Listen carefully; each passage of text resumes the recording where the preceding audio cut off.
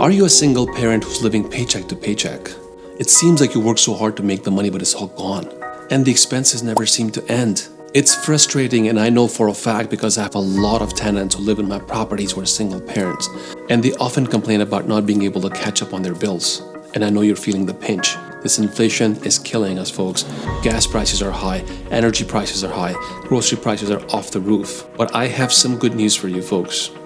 In this video, I'm gonna promise you, I'm gonna save you guys at least $20,000 or more in solid tax deductions per household. If that's what you're here for, stick around to learn more. Hola, ¿cómo estás? Konnichiwa, ni hao, salam, namaste, kev halik, to all my friends all over the world. I'm your host, AK. I'm an investor. I'm an entrepreneur. I build affordable housing for the needy, for people who are disabled, people who have bad credit. So if you're into that kind of stuff, please consider subscribing to my channel so you can support the cause. How to save $20,000 of tax deductions for a single parent. Let's go. So there are numerous credits available, folks, for single parents, such as education, alimony, child tax credit, and so on and so forth. These credits run anywhere from $2,000 up to $16,000, depending on how many kids do you have.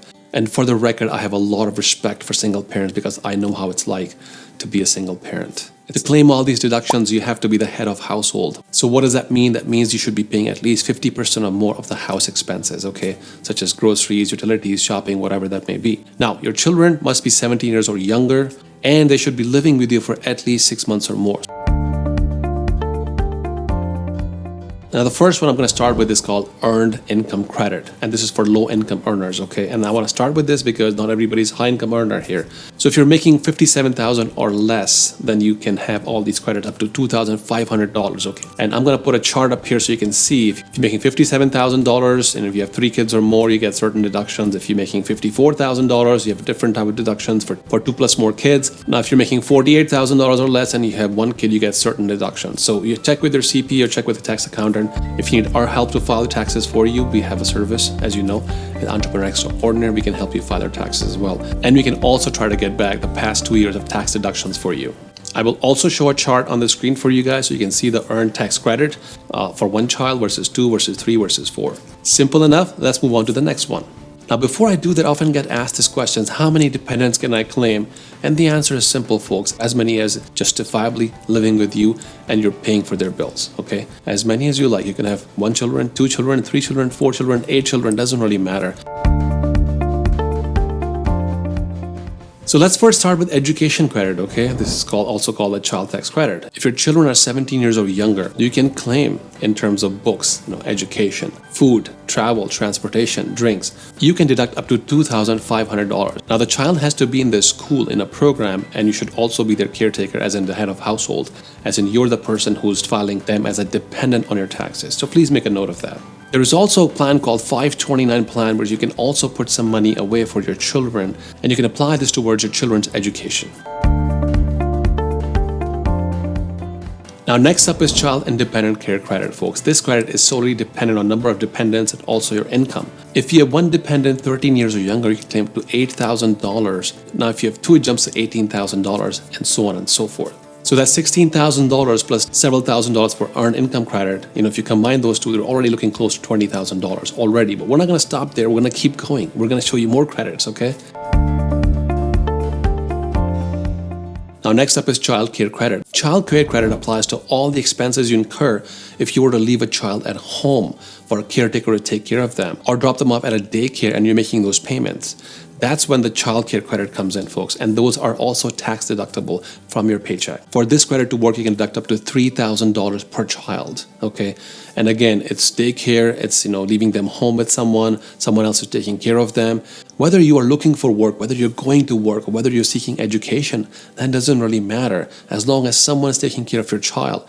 Now, if your child is dependent, as in they can't take care of themselves, either mentally or physically, this credit still applies to you even if you're not going to work because someone else has to take care of your child.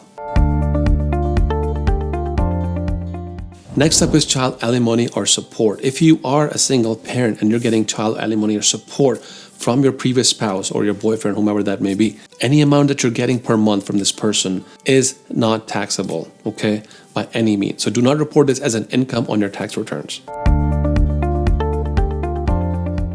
Next up is advanced child tax credit payment. I know it's a big word, but let me explain how it works, okay? Due to the American Rescue Plan, you can get some of these payments that you were getting for the past few years. You can request the IRS to send you these deductions in advance that you were supposed to get by January, February, or April, even if you haven't filed your taxes yet, because these are the standard payments you've been getting for the past few years. If you've received some payments, let's say $5,000 last year, you can request the IRS to send you this payment again this year. You should not have to wait till April or May to get those payments in your account. Please make sure to have provided a direct account number for them to send those payments. Now, next up is Dependent Care Spending Account, and here's how it works. You have to enroll in a program called the FSA Program for this preschool program, post-school programs, or summer camps.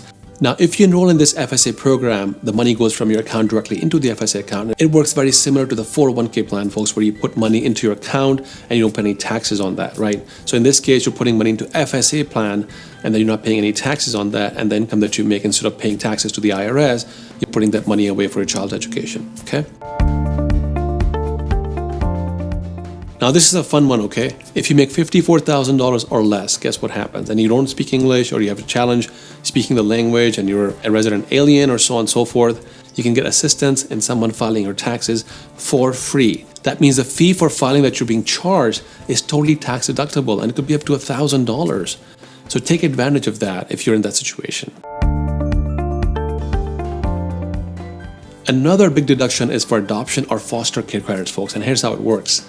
If you're adopting a child from a foster care child, right, and if you have all these expenses, you have to consult with legal fees and maybe a lawyer and so on and so forth, all these fees, okay, the fees that you're paying to the agency to adopt a child or to do some background checks and so on and so forth, all those fees, keep a receipt of all of them because they're all tax deductible.